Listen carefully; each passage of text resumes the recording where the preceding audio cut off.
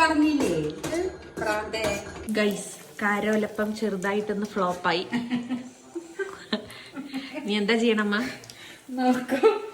എപ്പോ? നാളെയോ? ഇനിയിപ്പോ നമുക്ക് ഫ്രിഡ്ജിൽ വെച്ചിട്ട് നാളെ നോക്കാം ഗൈസ്. കാരോലപ്പം നമ്മുടെ എണ്ണയിൽ ഒലിച്ചു പോയി. അതെ, ഇപ്പൊ നമ്മുടെ ചേച്ചി ഇല്ല, കന്നഡ ചേച്ചി ഇല്ല. ഫുൾ കഥയാണെന്ന്.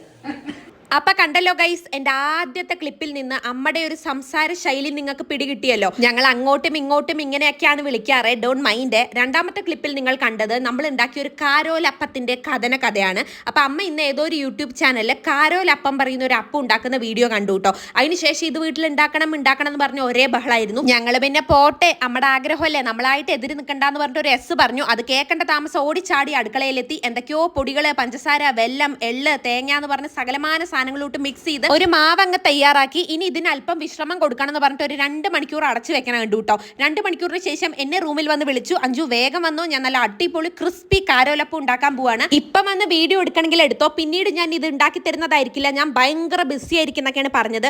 ഞാൻ ആ വാക്കുകളിൽ വീണു ഗൈസ്. ഞാൻ ഭയങ്കര ധൃതങ്ക പുളകിതായിട്ട് ഓടിപ്പോയി അടുക്കളയിൽ വീഡിയോ എടുക്കാൻ വേണ്ടി. പക്ഷെ കാരോലപ്പം വെറും ഒരു കഥയായി മാറി ഗൈസ്. അമ്മ തളരില്ല, നമ്മുടെ കാരോലപ്പത്തിനെ ഉണ്ണിയപ്പാക്കി മാറ്റി. എന്താ പറയാനുള്ളത് സുജാത? അതെ, ബുദ്ധി അല്ലേ?